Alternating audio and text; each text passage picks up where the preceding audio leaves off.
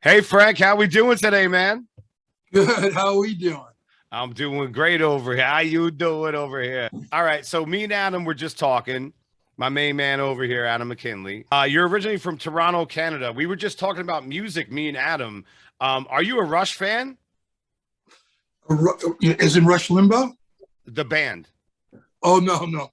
No, wow, that's a little crazy, right? Like, No. coming from Canada, because they're obviously from Canada. What kind of music do you like, man? I like all kinds, to be quite honest. I like CCR, Jackson Brown. I'm old school. I I like like it, brother. Sinatra. I like Rachmaninoff. I can go on. Big Frank Sinatra fan. So now you're in Vegas. Speaking of Yeah, Sinatra, like I mean, come on, you got to think about Frank Sinatra when you talk about Vegas. How's Vegas treating you, man? great. I love it here. I really love it. People are great. It's got all the attributes of a big city, but it's got a small town feel. I live in a great neighborhood. I know my neighbors. Okay, I lived in Los Angeles, even New York, where people are piled on top of each other. I didn't know anybody. you know, Here it's like can't help but go outside, know whose kids are whose, and if there's a problem, everybody's eager to come over and help, and vice versa. Isn't that So beautiful? yeah, it's wonderful. I really enjoy it here. It's it's quality of life versus quantity of having things sometimes. Sure. 100%. And Adam, who's with us, is my brother from a different mother, great martial artist. Can you tell me how you got to meet Adam? We met primarily through Facebook. He was Yeah. doing some rather spectacular kicks, and he reached out to me, and we just started conversing. I thought he did really well. I There's an trained with him. unsung talent there. He had some real and especially, I mean, Adam's not a young guy. He's 40 years old, and he Yeah. was doing better than most of the young kids I was looking at for many years. I'm going, hey, he's got it. He's disciplined. Thank you, So sir. I was in it. It was mutual respect. You know. Adam is no joke. I trained with him, had the honor to do so. Met him through the Sean Cannon, great actor, also a martial artist. And I trained with Adam. And first of all, he's got, one of the most inviting and beautiful families you could ever see on this planet Earth. They are so wonderful. And Adam is such a great trainer.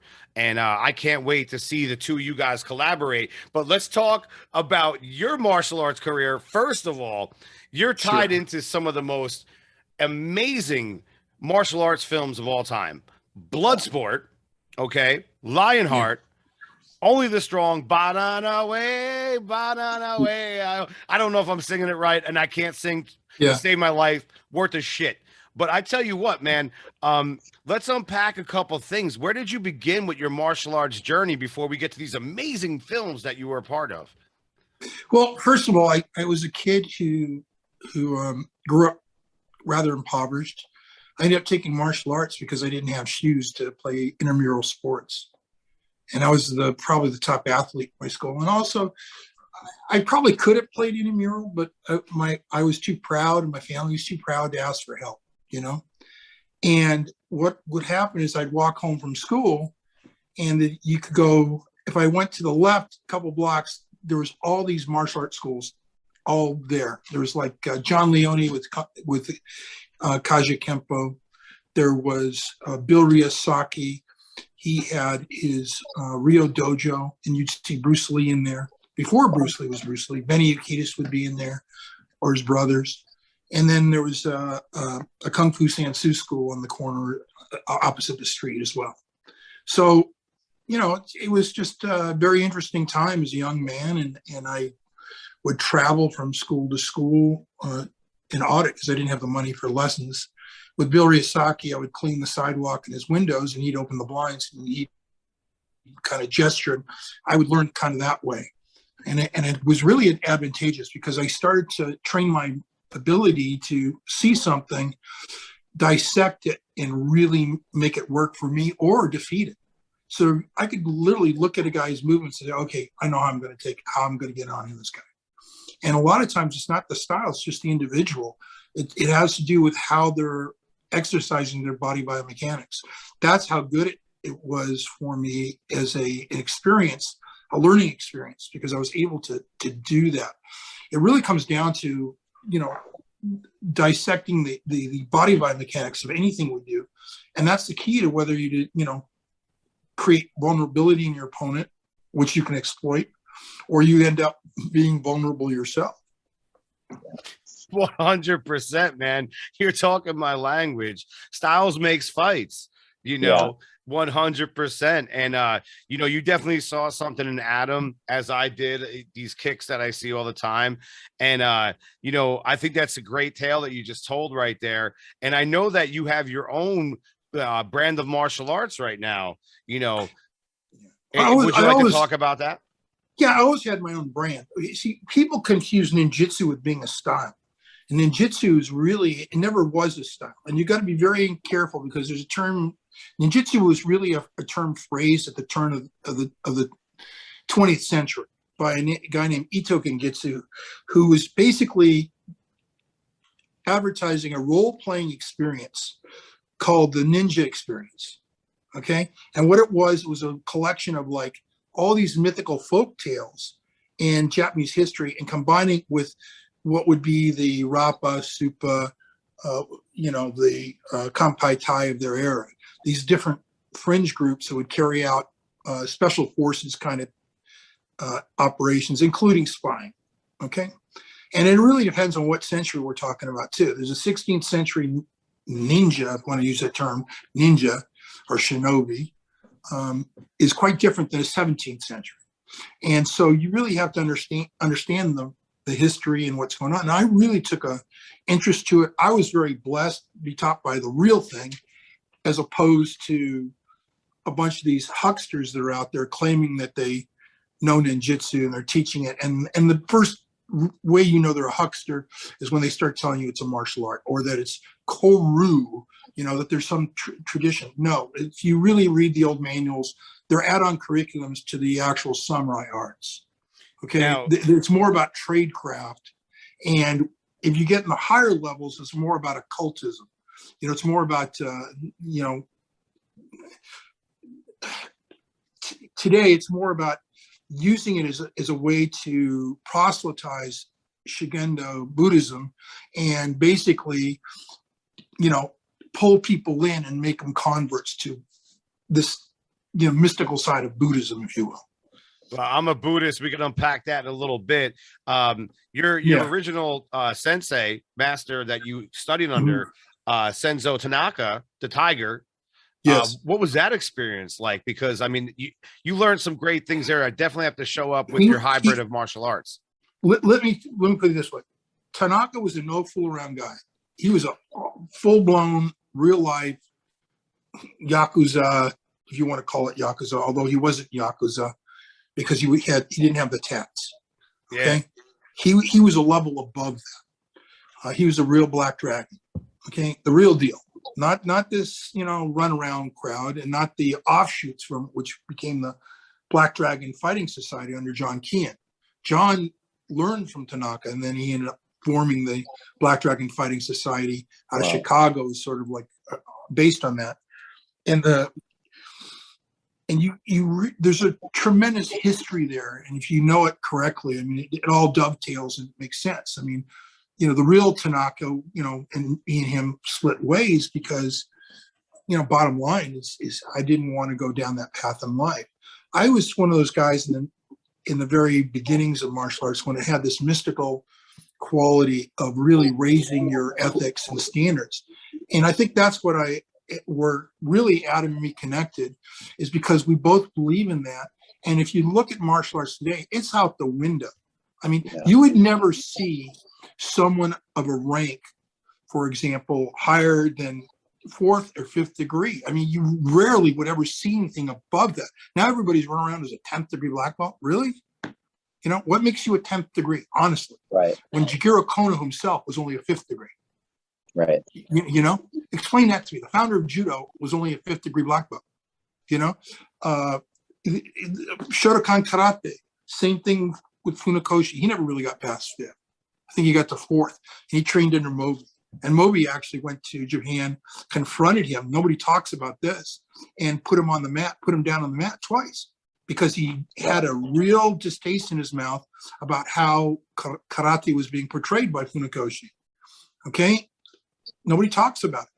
But Funakoshi took the art and he reworked it. And that's why you have Shotokan. You know, it became his own system.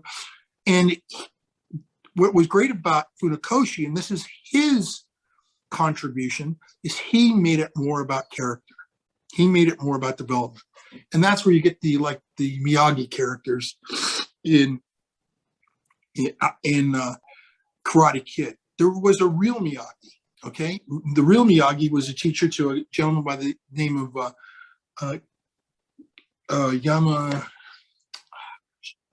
Yamaguchi, the cat, who is the founder of Goju. And you'll find most of your hard-style Kumite fighters all came out of that. Wow. Okay? I think that's a great history lesson. We just got there right there, brother. Yeah. You know, like 100%. A lot of people are going to enjoy that. And, you know, my thing is that I know that, again, you do a hybrid. Do you have a favorite style, or is it like, do you have I did, yeah. I'll tell you what I did that's different. Because my mind wasn't polluted with all these different ways, although I have many great masters and I really find value in the traditions and what they teach, but I know them for what they're worth, what the real attributes of them are. Okay. One of the things that is the philosophical attributes of martial arts. And that's where the Buddhism does come in. And if it's done properly, there's no proselytizing. People will go to it based on what they're seeing and hearing on its own. Okay. There's no like, oh, you do the magic finger weave and you're going to have superpowers. Okay. All right. I mean, people actually believe that. I will tell you that right now. There are people who actually believe that. There are people who don't understand that all the weaving, all of that was a form of a ninja or someone who's being cooped up for hours and upon hours behind enemy lines where they could be caught at any moment and killed, where they don't panic. And it was a way of them focusing their energies and just staying centered. That's what it was about. Now, if you look at ancient man, of course, in those ancient times, they did believe in the occult. They did believe that you could do these incantations and you'd be invisible. You know, and what really made them invisible is the fact that they weren't nervous, because when you give off that energy, people will look at you. A good example is you're driving down the freeway and all of a sudden you just get the sensation in the back of your head and you turn and there's somebody looking at you from the car over, you know, which you would have never ever seen otherwise. Or you get a sensation in your head, you know, of just, hey, this doesn't feel right. Okay, and there's an electrical intention. We actually can give that off.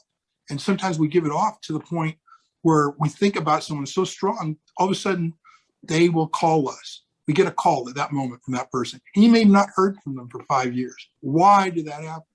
Well, that's because of when you start to understand the molecular structure of the universe, and we go very deep into the deeper parts of the martial arts, you understand we're all interconnected, that we're all really a projection of energy. That's all we are. And nothing's really solid. It's just appears solid because everything's close together. And now atomic science is proving that. I love it, because I love it. You know, I'm a Buddhist. I meditate almost every day. You know, I'm a practitioner of it. Also martial arts, boxing, all those kind of disciplines. And going back to something you were saying there about like this kind of like style, like, so basically people out there listening, show enough from The Last Dragon from the 80s does not exist. You cannot shoot fireballs out of your hands. Right. Like, that's where it ends, right? That's where we hit the ceiling. Well, you can with magical tricks and aids, you know. It's called digital enhancement. Sure. Yeah, it looked terrible. We can do but that digital. movie stands up. That movie stands up. And speaking of movies, okay, let's face facts, buddy. Frank, you were the pioneer of great martial arts fight choreography. Now, granted, there was some great films prior to you showing up and doing your thing, but like, where did this beautiful passion that you have for film come into play? Because I mean, let's start with talking about Bloodsport. I mean, that's if you're a martial artist and you're a martial arts film fan, that's like your go-to. That's your top 5 easily. Yeah. I Well, would say, yeah. Oh, I'm I sorry. would say honestly, it didn't matter what you were in the 80s. If you were growing up and you watched that movie, you were hooked. Yeah, Bloodsport was a game changer, and what people understand is Bloodsport also saved the martial art industry. They had a whole bunch of string of what they call chop stockies, and they were just floundering. Those films were floundering, and no producer wanted to touch martial arts. And you saw it in the schools. The enrollments were going away. Nobody was taking it serious because you had Shokasugi jumping off a 5-story building, landing on a rooftop without even rolling, and he's right into a sword fight scene that could never happen that way. It got silly. This is the only thing I could say. And what I did with Bloodsport is I brought back the realism. And I brought back, because I had the fight experience, I had the ability to see what was missing, and I made people aware of it. And one of the things is I didn't have this quick cutaway shots. Everything in my choreography is a long shot if you look at it very closely, and we move the camera with it, and it moves just like if you're in a fight. That's why you have Ted Tabora, who's a great Kumite fighter himself, who turned around and said, "What can I say? It's real. Bloodsport's real." That's why the real fighters would go back and forth. Showtime did a special when they were promoting Bloodsport on Showtime for the first time, and they took actual fight footage of Kumite and they played it against my choreography, and you can see they were pretty much one and the same. The only difference is, if a guy's throwing a crescent kick, it's not, nice and fluid, and the leg is totally extended like you see in a movie. Okay, sure. But it's there, knocking the guy out. Right. And so I brought that realism to it. I also had the benefit of the fact that the same guy who taught Bruce Lee filmmaking was a guy named Huey Kearns. Huey Kearns is in the Stuntman's Hall of Fame. I studied film. I got a degree in film. And I ended up, learning all these tricks with Huey about how to work the camera in different ways. Most people are used to playing with the film speed to make somebody look faster. And what I figured out is you don't have to do it with the film speed. We can do it with the shutter speed. So you don't get that choppy motion. So there's a lot of things I was able to do. I also was able to dissect the movements of Jean-Claude. And really, choreography is like writing music. It really is. You have beats, you have crescendo, you have everything going on. And there's a million songwriters out there, but how many people can honestly say that they write consistently hit after hit? That's my advantage. That's what I did. And unfortunately, because of that, it evoked so much jealousy of the people around me and people who wanted to also keep me close to them for their own success, which was Jean-Claude, Sheldon Lettich. And they basically made it very clear to try to keep me pinned down, taking credit for my credits. And I can go on that story. But that's what it's really all about. It's great that, we're going to segue into something I was going to ask you next. And you actually started, toying with it, is that the fight choreography versus real fighting. That's tough to do. I've done a couple of things in film with stunts. And I know actually how to box, and I'm kind of an okay martial artist, but it's like everything is different. And to sell that and to train someone, whether they be an athlete or an extra in a bar fight or whatever, like what's the difference you think that is the game changer when you're doing fight choreography with someone that's actual fighter, and like how to get them to like understand, like you said, things kind of slow down a little bit. They look great on screen, but everything's kind of slowed a little bit. Like what's your advice to anyone that's listening that's trying to do that sort of thing? Well, like I said, a lot of it has to do with looking at the action and knowing how to pace it and doing the pacing. Most people don't know how to do it. That's why I look at some great actors, Scott Adkins. I think he's a wonderful performer. Poor guy, though, doesn't have a good choreographer. I'll be honest with you. I don't think he does, because he's not featured properly, if that makes sense. It's like they shoot the whole wad too soon, They're like, if it was sex, I'd say he's got a premature ejaculator on his hands. You want to, Okay? You want to have some foreplay there with the He audience. shot his load, Sure. people. You know, you Sure. want to really build. You know, that's how you do the scenes. I laugh at this guy. I'm going to say it. I never really like to talk bad about people. In fact, I won't even give the guy's name. There's a guy out there. He's going out trash talking me. I won't even dignify by even giving his name. But the point is, he was even saying how I bragged that I did the choreography on the Quest, and anybody who saw my and then I lied about that. And anybody who saw my lawsuit against Van Damme regarding that project knows that I sued over the fact that I wasn't the choreographer. That was in my contract. It was a breach of contract. But I laid out a lot of the choreography ahead of time with Jean-Claude and my ideas. We were writing the script, and that doesn't come across.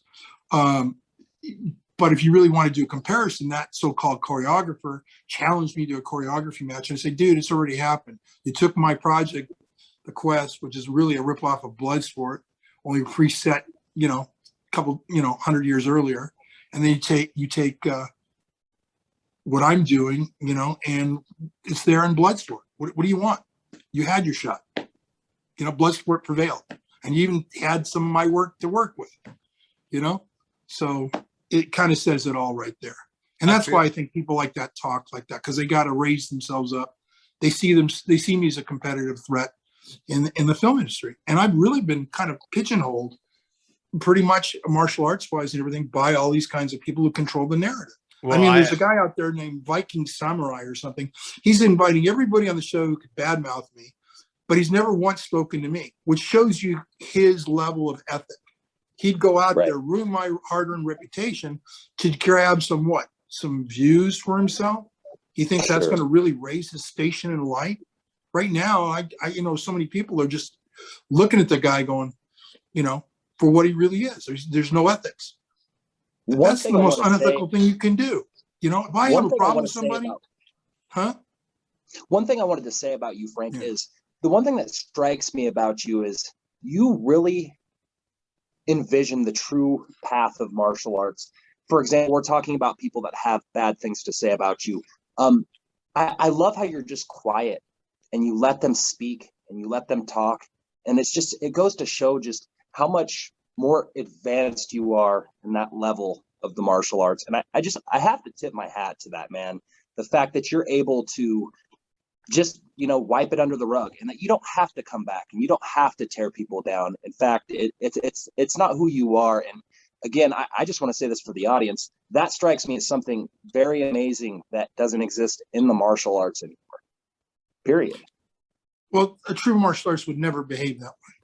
And so I let them behave that way, because anybody who really, really understands the arts, who really appreciates the arts, and is really feel connected to it, recognizes that right away. And they typically, here's the thing, they're very quiet about it as well because of that. So you don't hear a backlash generally of what's going against these guys. And I feel sad for them, because they really don't see the consequences of their actions. They don't get the feedback to stop them early on. So they continue and they continue, and they get this diarrhea of the mouth. And before you know it, everybody's looking at them going, I really don't want to play around this guy, or what is the redeeming values that this guy has really got, really? Sure. And that's what I've personally seen this type of trash talk involving you. And the thing that I think is the funniest is that there are people that are coming on the post, and they're actually saying to this person that made the post, hey, you don't look like this isn't a good look for you. Like as a martial artist, this is not a good look for you. This does not make you any better in anybody's eyes. And it's just kind of funny, man. We were talking the other day about tradition and what it means to, fall back on traditional martial arts and really take in that's something that just doesn't seem to be there anymore. That something in that self that just doesn't exist. And I gravitate towards that. It's something, again, that I stress to people. There's something to be said about somebody that's, again, able to sit there and deal with trash talk and say nothing, remain completely quiet, remain completely focused on the things that matter and not the things that don't matter. This is epic to me. So, well, I have a saying, and I think I've shared this with you. and I'd like to share it with the audience. And that is, and it comes from the head of the Black Dragons. He was the first one who told me this, and he was complimenting me the same way. And that is, an empty wagon makes the most noise. Okay, old traditional saying. And another saying that I got from someone I know across the planet. I mean, and they have a saying because they live in Africa, and that is, everyone knows who the lion is. The lion doesn't have to advertise the lion on the plains. Okay, and that's kind of where I'm at too. I mean, I kind of laugh at people who buy into it. I have to. I go, how stupid can you be? You have to absolutely, to buy into their arguments, you actually have to suspend all critical thinking. You really do. I mean, the Sheldon Lettich, for example, he says, "Oh, I'm a fake, I'm a fraud, blah blah blah." Well, maybe you didn't perform your due diligence, Sheldon, but I can guarantee you the studio did. Okay, just ask the attorneys involved. My attorney, all right. He, and it doesn't stop there. I had to do, my due diligence had to be done with Canon Films. It had to be done with HarperCollins when I did my book, Secret Man. The U.S. Navy did its due diligence on me before I ended up contributing my information that goes into the U.S. Navy SEAL Spec War Manual. My name's on the inside of that manual. It didn't get there by popularity contest or because of a movie. All right. My name's inside of major studies in Mexico based on my Kumite fights by Dr. Nuevas. She's even online talking about it, how she interviewed hundreds of Kumite fighters because they were trying to figure out what was the attraction between guys who would do these fight violence like this, and some would become police and live with high ethics, and others would gravitate to becoming criminal enforcers, and people don't understand these Kumite fights. They've been going on for centuries. You know why? Because this is how crime families find and recruit real wise guys, real tough guys. Okay. And there's a difference, tough guys. A lot of people assume a tough guy is a guy who's got at least 300 fights under his belt. I'm telling you, you ain't a tough guy till you got that. And I mean 300 fights, not little push me here, push me there kind of encounters. A lot of people have to understand that, like fighters, like we're good people by nature, but more when, it's time to, pump it up and get in there and fight and light the fire gets lit and you go. And then afterwards you could take someone out to dinner, embrace them. Not all the true time. Martial artists is that way. But that's unfortunately, exactly, you have a lot that's of why thugs. it's a discipline. Yep. This is the difference in the MMA culture. I call it right now. I love what Dana White did. I really commend the guy for what he did and what he's trying to do. But I call it the mixed up martial arts. Okay, because it's losing and has a lack of spirituality, and that's why it's losing its audience. That's why these guys lose their audience. That's why these guys are really not making the money they should be making. Bottom line, because they burn themselves out. They make themselves undesirable to people. There's a few people like Randy Couture, who was a very smart, I guess, businessman as well as educated individual. He's done very well for himself. But, the majority, they just don't think past the next day. They're focused on what's going to happen, and it's all about validation. And that's why you see a lot of this crud going on in the internet about myself. What people don't understand, the majority of it is driven by the same people who put on these martial art halls of fame and make people pay for their honor, with their certificate swapping going on. They're the ones driving the fraud, calling people frauds. Now, the reason that happens and people go along with it is to kiss up to these individuals because it's become a vicious circle. They do it because they're afraid that if they don't do it, they won't be considered legitimate. And they're afraid of falling into that. And then that's going to hurt their schools and empty their schools. So they go to event after event after event. They listen to these people, and the guys doing it, they selectively pick out one or two people a year they call them frauds or big names. They did it for George Dillman. They've done it to Shia Kim. They do it to me. They've done it to Bodie Sanders. I mean, Bodie's just a life coach, in essence, trying to bring back all the ethics in martial arts. And they especially went after him. And a good book I recommend is you should read his book, Defiance, The Dark Side of Martial Arts. I really recommend people read that because you'll get an insight without him naming names per se, but you'll get an insight of what's really going on in the martial arts. And this is because there's no regulation. There's no regulatory control. You don't and you have justice now so far to reach the common person.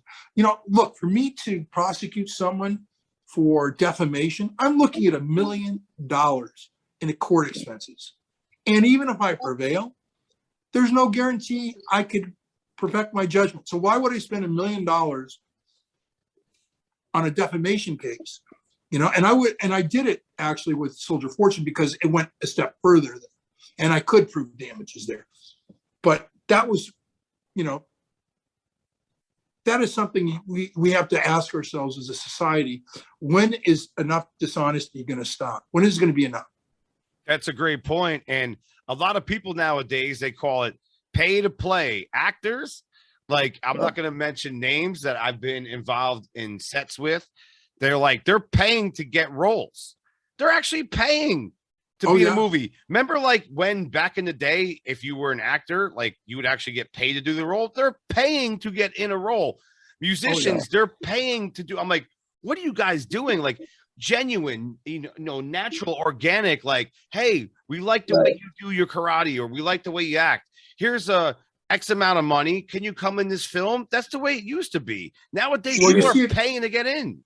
Well, you see this really prevalent in C films, and especially with C film, you know, and D film movie stars, you know, their movies. Okay. You really do. They might get some money, but everyone below them, they're paying to get in, or they're part of the scam selling it. Oh, be in my movie. Absolutely. You know? And it's been around. I mean, they used to be, oh, you have to pay the casting agent to be part of his agency and registered with the agency, and then you can get the part. See, that used to be another scam they used to run for years. You know, pay me $1,200 and we'll get you, you know, I promise sometime this year you'll get a job. Of course, the job will be for like, you know, $100, but I'm sure there was other jobs that got them people, you know, in films back in the 80s and 90s. I'm just throwing that out there. Oh yeah. Oh yeah. There's a lot. I know some people. Listen, I know people who ran agencies like that. Yeah. You know, I'm sure. And of course, you know, I was treated to the casting couch experience. I'll tell you a funny story. I have a friend of mine, Jacob Bressa, is one of my black belts. He's a premier Israeli kapap teacher in the United States. He's also, you know, I like to say he's one of my first black belts. And he had a thing called BJ's Casting. And I used to laugh at, first of all, I used to laugh at the just the name BJ Casting. And I used to crack up, especially because one day he says, hey, Frank, mind the phones for me, because I showed up at his office to go out to lunch with him. Right. And he goes out to use the bathroom. In comes this most beautiful brunette. I mean, just drop dead gorgeous. She walks in, she's got nothing but a trench coat on, lays down on the couch, opens up the trench coat, totally nude, and you know, and it was like, and I do know what to say to her at the moment, but I looked over and said, I'm just the janitor. Oh, and wow. she just covered up real quickly, ran out, and out in the lobby waiting. That was her husband. He was like okay with it. It was like Hollywood is the most strange, attractive magnet for the most bizarre people I've ever met on the planet, and yet they're going to lecture people on ethics. They're going to lecture people on politics. I mean, it's like, you know, the majority of them never got past high school. I'm dying right now from that story, bro. I almost fell off my chair. I was trying to hit the mute button on my mic because I didn't want to have it come through, because I have one of those kind of crazy laughs. That's an amazing story, bro. So I'm going to go back to stunt training. We're going to go back there. non-fighters. I've noticed that non-fighters are actually pretty adaptable at learning stunts and like choreography for fighting. It's kind of weird. Like, I don't know. This is my experience, and you've had much more experience than I have. But I mean, they're obviously athletic, but like, so I was working on a film set with someone. And I was like, "Hey, man, do you do any sports? Do you box? Do you do mixed martial arts or anything?" He's like, "No." I'm like, "The hell?" But he did a great job. Yeah. I mean, Well, what's your experience with non-fighters? Well, look at Bloodsport. Majority of people in Bloodsport were strippers. Did you know that? No. oh wow. They weren't martial artists. Wow. They weren't martial artists. They were strippers. I actually had to train several. They were male, like Chippendales dancer. The guy who's the Aikido guy who comes in and he breaks the board with a jumping knee in the beginning of the movie. He was a male dancer. Wow. I mean, you have no idea what I had to do to make Bloodsport successful. I helped with the casting. I helped in the wardrobe. I actually sent to the United States to get actual uniforms sent to Hong Kong to put Jean-Claude in them. First of all, they didn't have anything for them. They had like sewed up silk pajamas. I mean, I was like, "Are you kidding me?" And so I ended up doing that. I ended up working with David Worth, God bless him. He was one of those people. I think one of the reasons Bloodsport was so successful is David would listen to me and say, "Look, put the camera here." And we would meet at night, or we would ride together in a van from the set to our hotel. And during that time period, I said, "Look, what are you going to do tomorrow?" "Oh, I'm going to do this." I said, "Why don't you throw a handheld up there and shoot it like this and that?" We would talk shop. And he goes, "That's a great idea." And I would quietly do that because I didn't want to PO the director, And it's kind of funny, when they did the first film cut of the movie, they used a lot of the director's camera angles, and the film ended up shelved for 2 years. Jean-Claude went back in, and got to bless him for this, because you got to give him credit. He knew what the angles were that I shot. He remembered that I'm a real fighter. He trusted my instinct. He said, "Oh my gosh, look at what Frank's got here. Oh my gosh." And, it came out like so strong that that's why Bloodsport was so successful.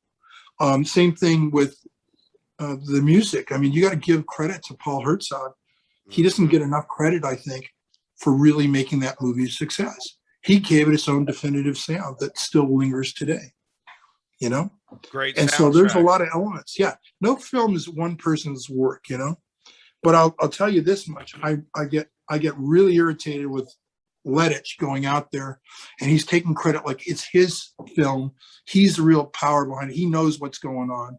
And one of the reasons I think he got upset with me is the fact that I made it very clear that, one, I wrote Bloodsport and took it to a concrete form. It was called Return of the Ninja. I registered in 1980. I did it because I had just done my article with Black Belt Magazine. It was released in November 1980, and it was coming out. And I knew that somebody might want to jump on that. And this way I had a treatment and I had a screenplay. And his own attorney represented my project. Okay? And taken to the studios. It was taken away from him and given to Mark DeSalle, who became the next producer on it. And there are notes from Vestron. Anastasia Jenkins, who's the executive there, saw the script.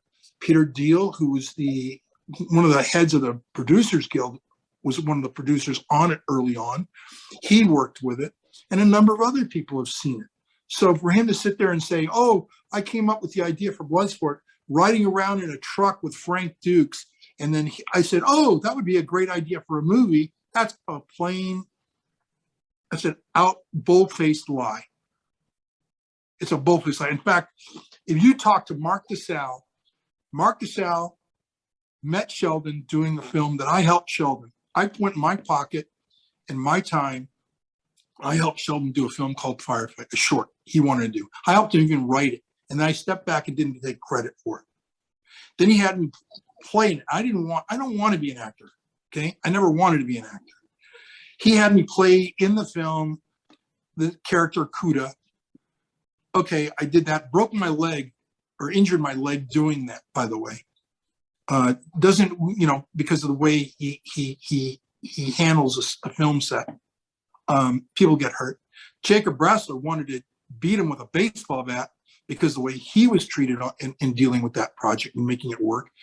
Sheldon used all my contacts, real professional stunt people, real casting directors, real producers. He got everybody through me to make that happen for him. So he had a reel, and he's going to turn around and put a knife in my back about it.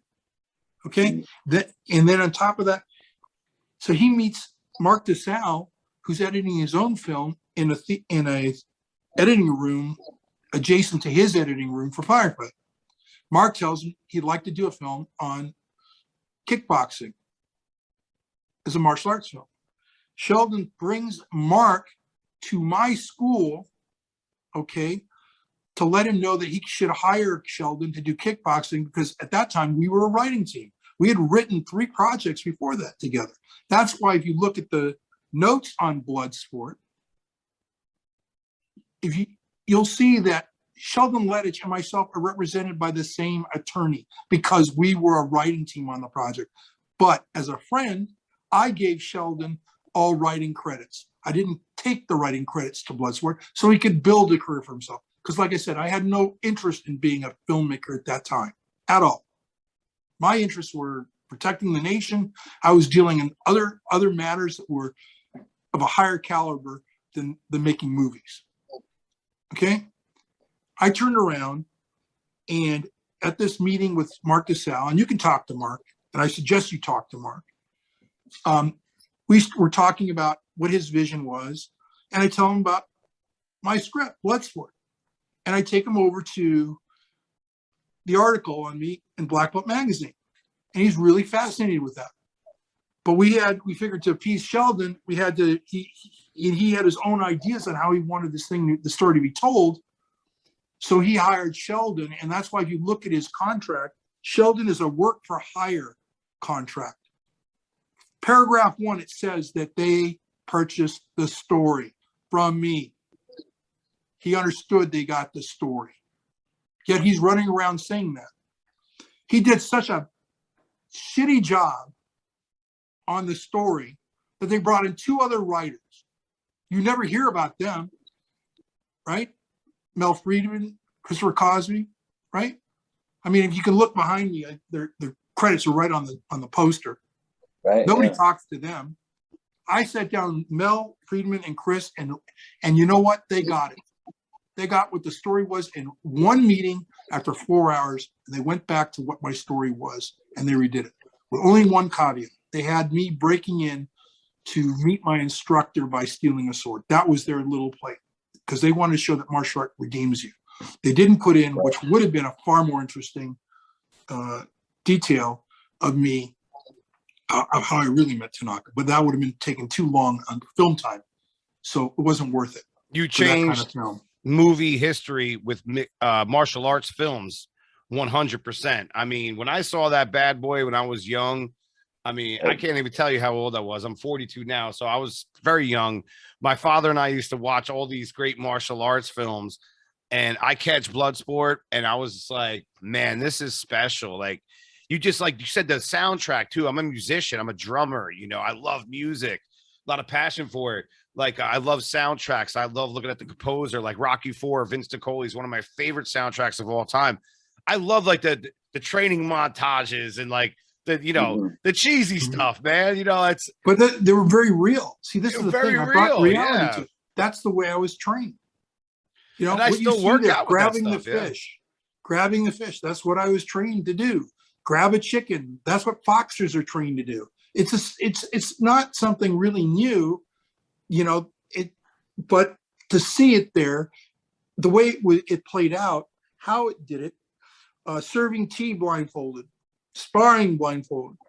And here's the thing. I mean, when Bloodsport was released, Mark Corcione for Bloodsport 2 wanted to hire me. So he wanted, in doing his own due diligence, he actually had me come up to Barstow, California, where he issued a challenge.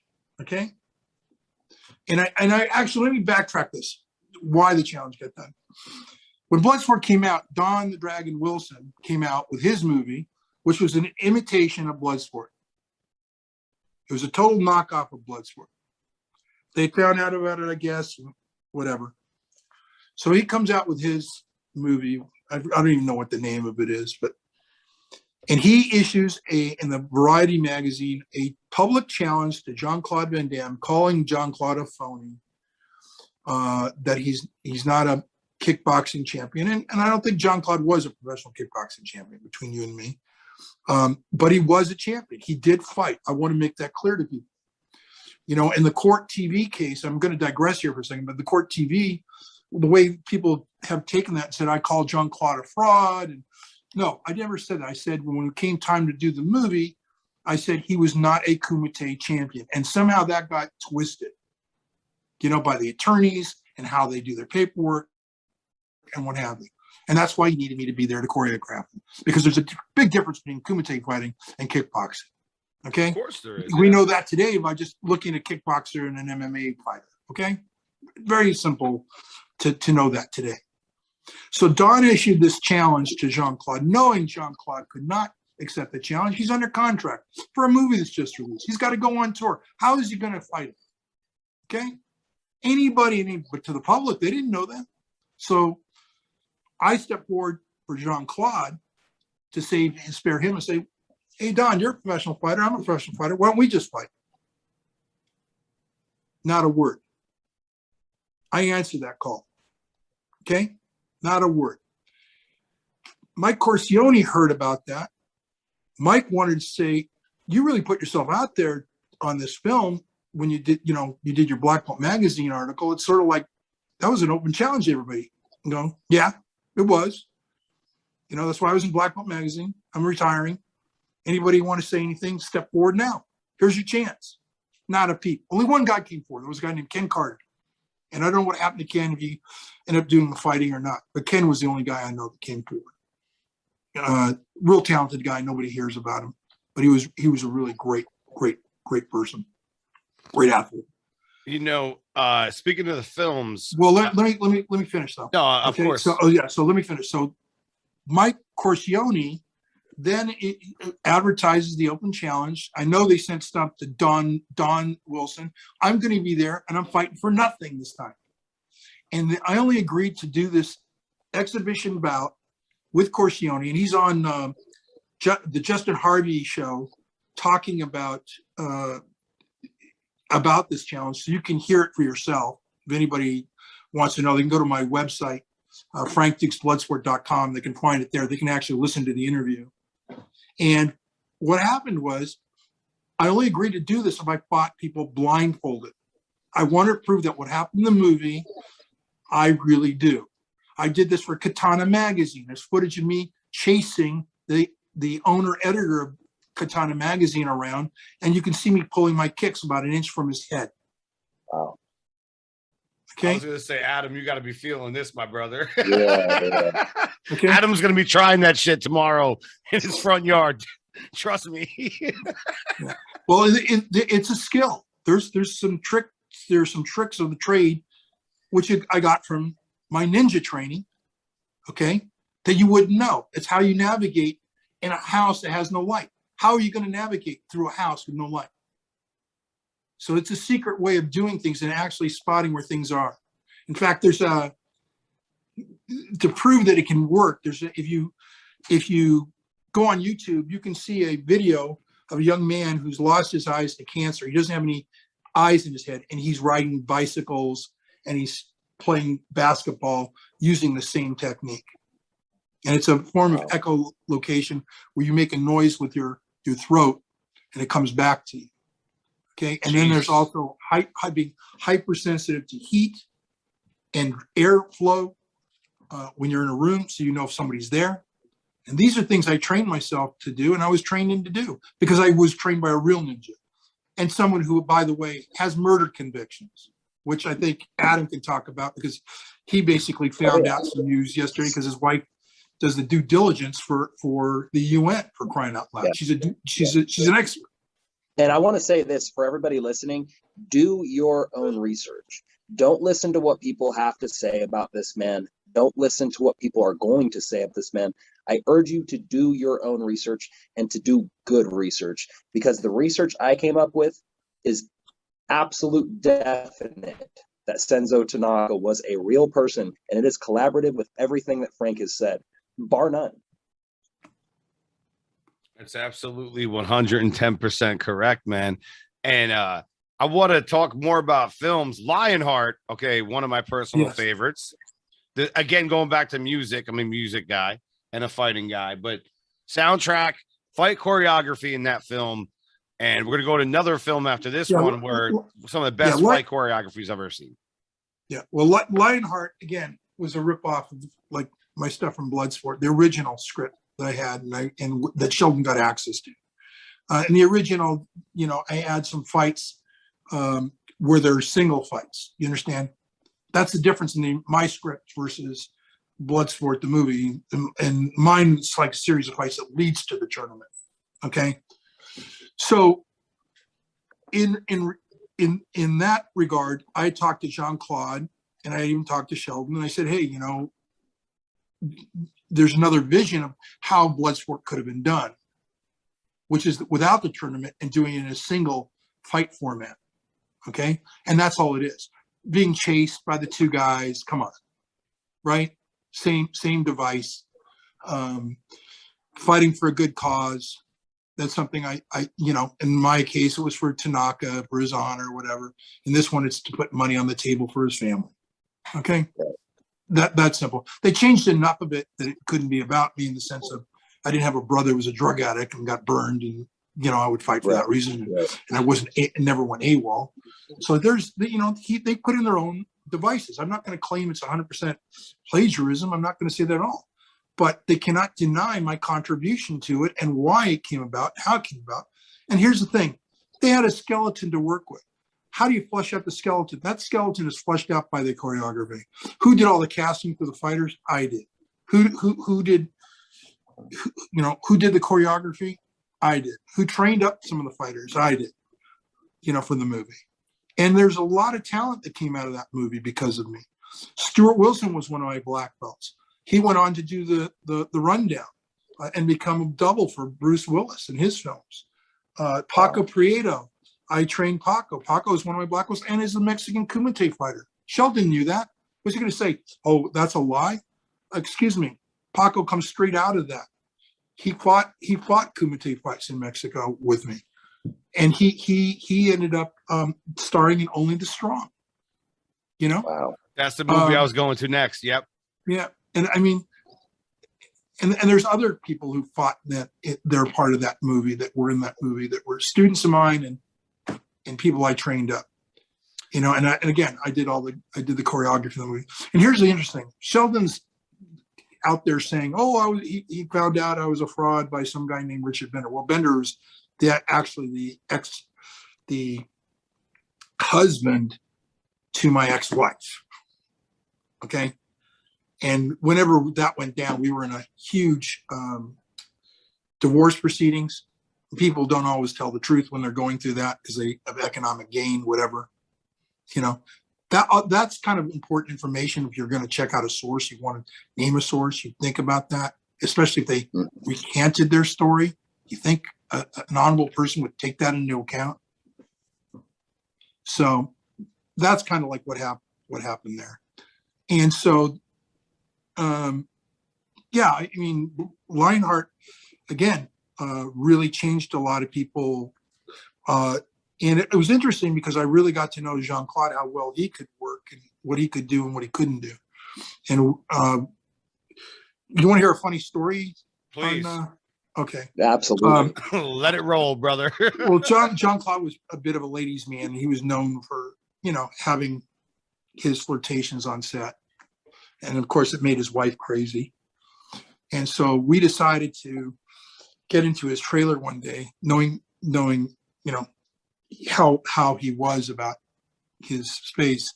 And we went out with the wardrobe people. We got the largest bloomers we could find. I mean, this thing looked like it was underwear that could fit an elephant. And we rustled up his bed, right? And we put it in his bed, and we're shaking the trailer as he's walking up to it from the other side, right? And had the window open. So he comes in and he thinks somebody's in there, making love in his trailer. And of course we like, oh, made it look like someone went out the window, and he's in there. And of course he's looking at these huge bloomers, and he comes out screaming about it. Who's in here, looking for a person who possibly they could fit, which was no human being. But we all laughed at it, But that he would do tricks too. I mean, there's a real great funny side to Jean-Claude that people don't know. And I don't want to see people vilify him. It really breaks my heart to see people vilify him. He doesn't deserve that. Yes, he did some things to me that weren't ethical, in my opinion. Sometimes I think maybe it was the drugs talking, maybe it was desperation, maybe he really didn't believe he did what he did, I have no idea. All I know is he at least came clean about his substance abuse, and he admits that, that affects your judgment, your memory. And I can go on and on. It seems like he's trying to rehabilitate. One of my favorite lines of his is in Double Impact, and I'm going to try my best impersonation of Jean-Claude Van Damme here. Never in my life would I ever wear a black stick underwear. I don't know why that sticks with me. It's just one of those lines, man. It's funny. What does stick with me is Only the Strong, though, my brother. Like, first of all, that's a complete different style of fighting movie. Like, it has just very unique style. And that's where I got all my. That's where I introduced capoeira to Sheldon when I did Only the Strong. The Michelle Kesey character in the movie, who's Paredes, who has his knee broken, was supposed to be a capoeira guy, but he was really Jean-Claude's, lifelong friend. He was a boxer, so we tried to make it work with him. But it was so fascinating for Sheldon, that he wanted to do a film like that. And he found someone who actually wrote a script like that, and it obviously appealed to him. But of all the people they found to do the choreography, it was myself. So again, I did all the choreography on it. But then all of a sudden they brought in a technical advisor, a guy named Amon Santos, and they breached my contract by, again, Amon, now all of a sudden he's going to have the fight. I have to share fight choreography credit with him. I was guaranteed a stunt coordinator credit, and I would be the stunt coordinator in the film. They breached their contract again, brought in Artie Maleshi, another stunt coordinator. And once they got everything they needed out of me, after I was done with all my choreography, setting everything up, they kind of sent me home. They kind of like, would set me up with like all sorts of problems, like just dumb stuff. Like Artie be too tired on the film. I mean, he was working like 3 other movies at the same time. I caught Artie fast asleep on the set, and I was in a scene, the chop shot scene, where you see the car drop. I wouldn't let anybody do that but me. And they also blow up a car in that scene. I ended up going there, and this is the thing that I think got me in real trouble with these guys. But it wasn't so much. They were more afraid of what I was going to do, because they had a guy in there rigging the explosion. All these guys are in nylon covered coveralls in the fight scene. Well, you cannot have nylon on when you're doing a fire scene. That stuff will melt, to a person's skin. Then on top of it, I'm looking at the special effects guy. He's dead tired. He's not paying attention. He's obviously come from the set with Artie, and they rig the car to explode, and some idiot, puts in gasoline. What? A baggie full of gasoline in the car under the seat. When I saw that, I ran over there and I ripped the wires out of the scene. So when they went to blast, it didn't blast. And then I took Artie and this other guy aside and told him what he had done wrong. He would have obviously lost his career at that point, and we just kind of kept it quiet to ourselves. And he got rid of the gasoline, And probably his life, his career. Well, that's very dangerous. First of all, it would have killed I don't know how many people. Yeah. Sheldon was hurrying the scene. Sheldon tells a story of me walking to a scene with my phone on. What he doesn't tell you is he didn't close the set, which is what they were supposed to do. And I'm not in the scene. I'm actually walking past him in a window. I'm walking on the outside of the building. They're filming on the inside of the building. Obviously, I can't see what's going on the inside. And I walked through. Big deal. It really didn't disturb the scene in any way. Okay, that's why the ADs and people didn't stop me. That's incredible. I mean, when you think about it, like that's a big production film. You know, at the Yeah, time, it was very big. I remember seeing it in the theaters. Like to have that kind of negligence. Like I've been on set that's where it's huge. been negligent, and Adam will vouch for me, man. Like you know, like I'm a tough guy. Like I'm a very nice guy, but at the same time, like I'm not no punk. Like if I got to do something, I'll do it. But like sometimes I look at things, not even if I had to partake in it, but I look at it for other actors. I'm like, yeah, you should probably make sure that they check everything and make sure all the safety protocols are in play, especially if you do action films, man. Especially if you have explosions, car Well, what? accidents, all Yeah, that stuff. luckily, you know, I was lucky I was there and I had the training I had by Hubie.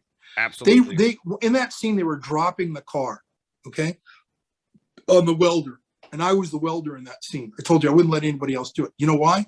They forgot to take out the undercarriage of the car, okay, which means I had 1 inch of clearance, 1 inch, Wow. in one small pocket under the thing when they dropped it. On top of that, they didn't block it, so the damn thing could roll. Right. You know, so I had to block the car, and I remember looking at the AD and how he looked back at me because he was hurrying me along, and they were all being pissy with me, and I just looked at him. I says, I says, where are the blocks, dumbass? And he looked at me and he goes, oh shit.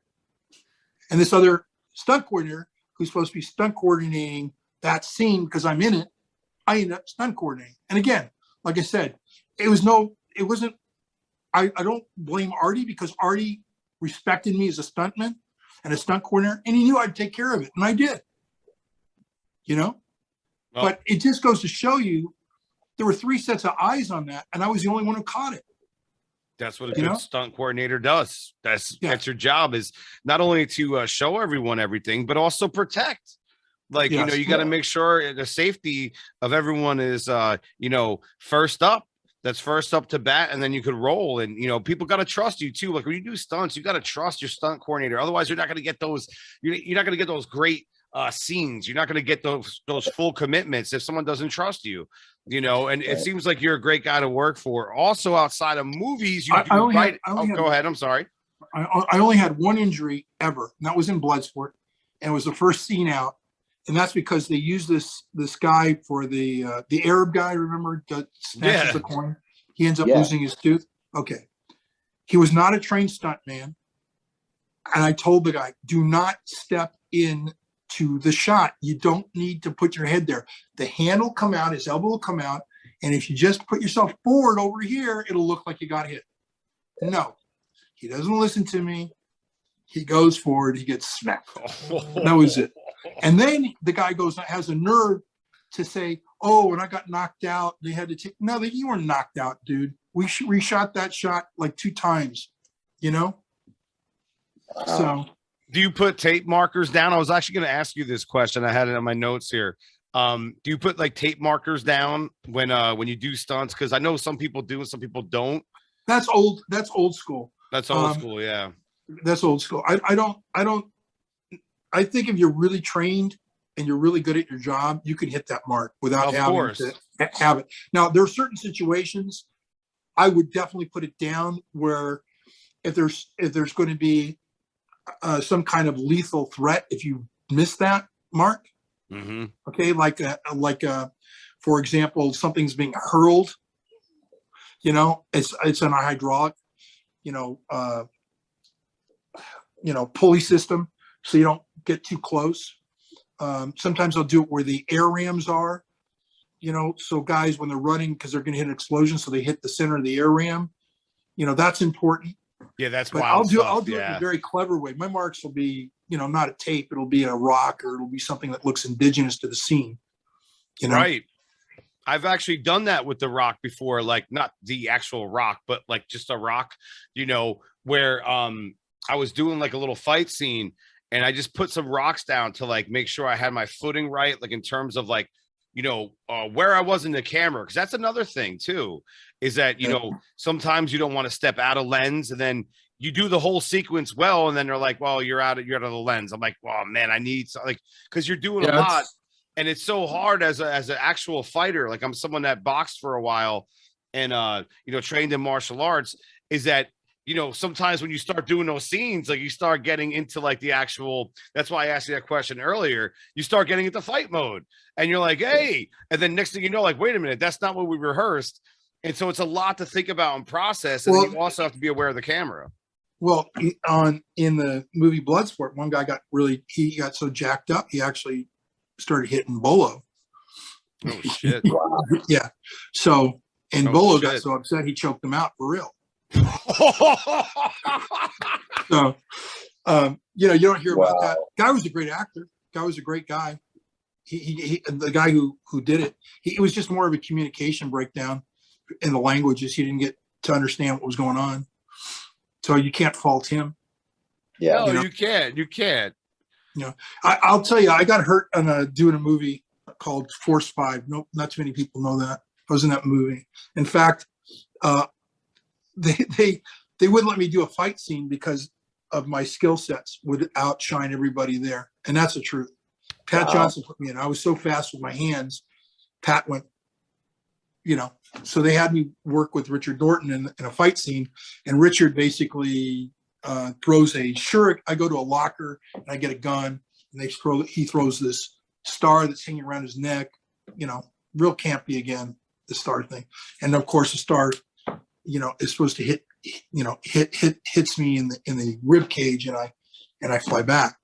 And the way they did that is they had on a wire gun, and they have the things and they shoot it, and there's a cork board, and I'm using underneath my clothes, and there's steel backing, and it shoots that. He didn't trust anybody to have that too much. Well, thankfully they had me doing it, and now I know why Pat had me also do it, because of the safety involved. They shot the damn thing, he does the thing, and they shoot the thing at me, and the line broke. And so I put my hand up, and it sticks in my arm, for real. Oh, look at that. And then I just go, but then they don't want to fight me for the scene. So they go, no, we're going to shoot it again. And so they shot it into my side. It's wild. Like when I was on set for a couple things, just like doing some like stunts and whatnot, and like, fighting, and even training at academies, they were like, you have to slow down, I'm not tooting my own horn. It's just like, we know like one tempo, like, we all go hard. Adam is one of the greatest, like most, consummate professional trainers I've ever seen. And he puts in all his work, man. When you get to train with him, Frank, like he's a great person to be around. Like he doesn't stop. He's got a tremendous heart, passion. He works on things and quick, fast, like ridiculously fast. So, I mean, when I get it, you have to do it that way. Yeah. Listen, you have to do that way. You have to train, fight. He's 1,000% every day when he does it. Fight. Yeah. He's 1,000%. Yeah. It's just, you've got to, you can't get your timing, your rhythm. I mean, you look at a professional boxer. Do you see him hitting the bag at half speed? Do you see him firing at half speed? Do you see them saying, okay, you stay there. I'm going to throw a jab and a cross and a hook and you go down. Do you see that? Exactly. You see it in martial arts all the time, but you don't see it there. Okay. Yeah. No, when I train my guys, we go. We'll 100%. I'll do a technique, and my guys will put on gear in the old days, and we'd go pop, pop, pop, pop. No, we're not digging in to hit 100%, but we're making contact just like if it was a real fight, and doing the techniques, so you can really employ them, and that includes gun, knife, chain. Before I get into chain, that's amazing. Before I get into my next subject, I want to ask you, what are some of your favorite martial arts films or films in general of all time? Oh gosh. Well, first of all, it's kind of hard. No, it's easy for me. Actually. Okay, great. I go back to my youth. Okay. First of all, I would say Blood on the Sun. I think it was with James Cagney. It's probably the first martial art film ever made. People don't even know about it. It's black and white. That kind of introduced me to it. I was a kid and I was watching, TV, Channel 9, I'll never forget it. They had the black and whites, James Cagney movies. Mhm. And then later on, Wild Wild West would come on. You'd watch that, as a kid.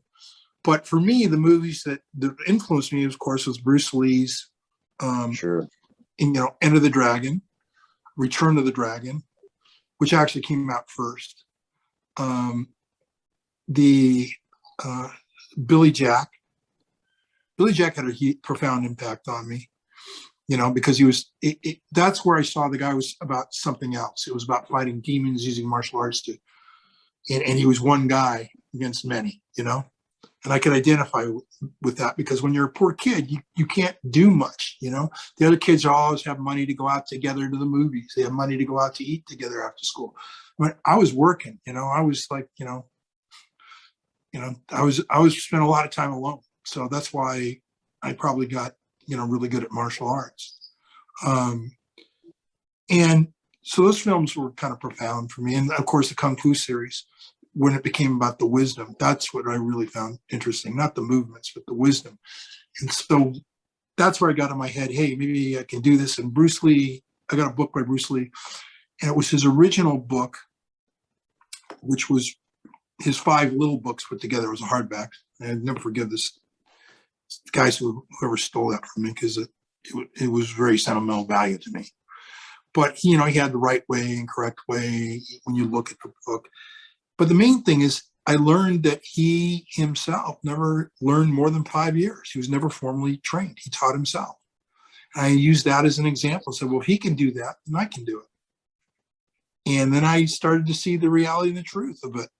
And the more I was training on my own, the more I understood more than the people who were supposedly going to be my teachers. It was kind of ironic. They were locked into this blinder thing. And I'm like seeing everybody go, no, you're not any different than that guy. You guys are kind of different. Maybe you got a new twist on how you're doing it. And then I started to develop my system because I started to say, okay, why does this work? I started to attack it from a scientific point of view. Why does it work? How does it work? When does it work? What is it used for? And I would do that with every technique. And I go, this one is crap. This one works. This is good. That, I could, wait a minute, if I change this one, it should do this. And I go, wait a minute, they're teaching it wrong. That's what I love about Adam. And I ended up finding out that there was 12 angles of attack with 12 corresponding angles of evasion that will produce the unguarded moment in your opponent. That's it for all martial arts. I started to understand the laws of combat. Yes. And then I based my art based on the laws of combat. Closest weapon, closest target. Okay? Real simple. I gave a demonstration just recently to a guy who's like a top black belt, and he was white because he came to attack me, and I just did a simple move of my foot, and he went flying like 10 feet away, and he's like, what just happened? I caught him at the exact precise moment when he was supposed to, plant his balance foot and swept it out, and then just get, and that was enough with his own momentum to take him out of picture. And he was just like, I don't believe I just saw what happened, And I do that with people all the time. And that's how I teach. I teach people the laws of combat. And I said, the rest is up to you. That's why I'm interested in seeing. You have to discover based on your own etymology, your own journey. I'm not going to teach you that. If you understand all the body mechanics, schools are good for teaching you proper body biomechanics, but putting it together, application, you really need the science. And if you don't have the science, you're just winging it. And that's the difference between what I do and what most martial artists do, is they're winging it. They're going out there and hoping this thing's going to work, hoping they'll do this. I sit there and go, no, I know exactly how to attack the situation. I know exactly how to break it down from angles. I know exactly what to do based on what he's doing. And more importantly, I know how to anticipate what he's doing based on my ability to read them, which I developed very early on, 100, bro. That's why I want to see you and Adam collaborate, because you got two great minds together. Adam's very similar with his training. Adam, you want to talk about what you do with your training? And because I've never felt so comfortable in my entire life learning a completely different philosophy. And Adam's very thorough, but I'll let Adam take it and break it down what he does. Sure. I guess I would basically say that I don't believe in one style. That's something that I'm absolutely against because I feel like it kind of holds people back a little bit. I'm more about kind of learning anything and everything that I possibly can, and then splitting the inefficiencies and taking the efficiencies away from that. So only using what is efficient to me as an individual. I think that martial arts is very much an individual walk for every person that does it. And so it's not always going to be the same for every one person. So it's very much about, again, I'll equate it to the buffet idea. You guys live in Vegas, you go to the buffet, there's like 20 dishes out there. You guys take the stuff that looks good and you kind of leave the other stuff. Well, it's in my mind that, you know, sometimes we leave that other stuff and we don't know that there might be really beneficial things in that those other dishes. So it's kind of like, I don't know, man. I would say my philosophy is to never stop learning, to learn absolutely every single thing you can, and then to use and utilize what works for you as an individual. Well, I agree with you and I disagree with you. I'll explain to you why. It all depends on what our journey is. What is our goal? For some people, martial arts is a form of therapy. So for them, what works, what doesn't work is really inconsequential. It really comes down to what makes them function as a human being. What are the therapeutic values for them? So it really comes down to, again, the complementary opposites of how the world functions. For some, what's really important is being able to fight, being able to deliver, devastating techniques. And I think it's a blend of the two. I think you have to have a balance between the two. And I know we're in agreement on that because that's like the missing component that people are seeing. So, some people, again, like I said, they don't want anything to do with what's functional. I mean, I saw a video, you sent me a video of someone, we won't mention his name, but it was hysterical what he was doing as his randori. I mean, I rolling on the ground like a child. I was like, are you kidding me? Are you really kidding me? And people buy into this? I mean, any reasonable person. But then I say, okay, maybe they're doing it as a form of play. It's a form of leisure. That's their hobby. That's their thing. Sort of like, Society for Creative Anachronisms. They're role players. Okay. If that's what their purpose is, God bless them. But don't sell me on the idea that when you're a role player, that you're a warrior, because you're not. And there's a big difference between the two. And I'm a person who's actually, perpetrated violence on people. I'm not going to say to what degree, but we're going to leave it at that. And there's a huge difference when that real confrontation comes down than a sporting event.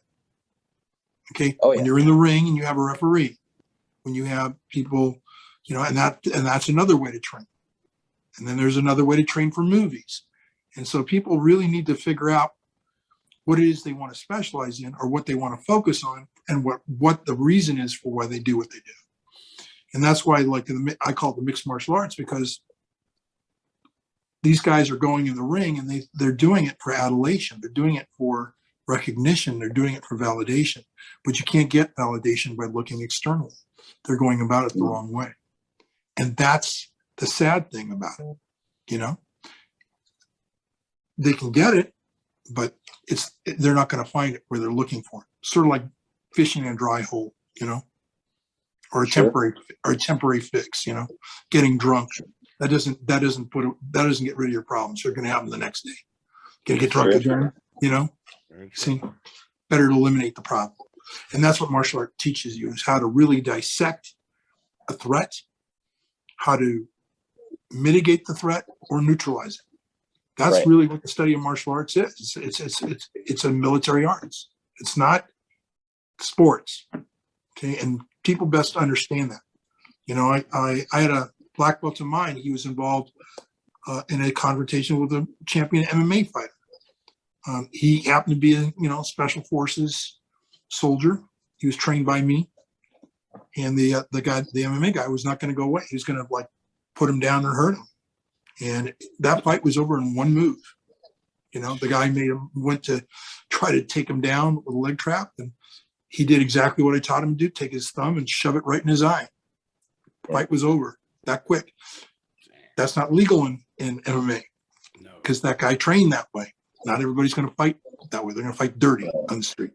And that's why you need to know that. And that's another quality I tried to kind of bring to Lionheart. If you remember the opening scene where the Scotsman puts his hand out, right? And Jean-Claude goes to shake him and he pokes him in the eye. Yeah. You know, and that was to teach people. And that comes from years of experience. And that translates into the films I've done. So how can you call me a fake and a fraud when it's right there in front of you, when you can see what it is I bring to the table, what I put on the screen? It's right there in black and white.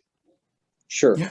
And that's what Johnny and I talked about, man, is it would be very stupid or ignorant of people to judge whether or not you're an actual legitimate martial artist, considering the fact that you're responsible for some of the greatest fight choreography on film. You cannot have that experience and teach people that type of thing without having that experience yourself. And so I think that it's absolutely irrelevant that people would even question you as a martial artist because of what you've done and what you've shown and what you've accomplished. Yeah, well, like I said before, and for anybody to call me a fake and a fraud, you know, they have to suspend all critical thinking. It really comes down to that.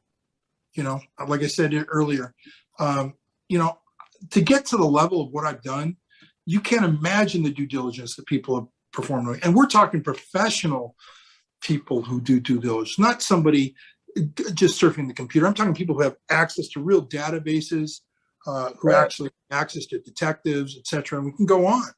And you know, I mean, just the top three. You know, Black Belt Magazine. They didn't take my word for it. They got a hold of Dave German. They got who I fought. They got a hold of a variety of people. Then you had the Black Dragons that existed. They just had to get a hold of them. They'd been featured in the magazines for years. All right. You have Harper Collins, for crying out loud. You know, I had to sit there in front of a law firm for 5 days answering questions and providing proof before my book could come out. Okay. You have,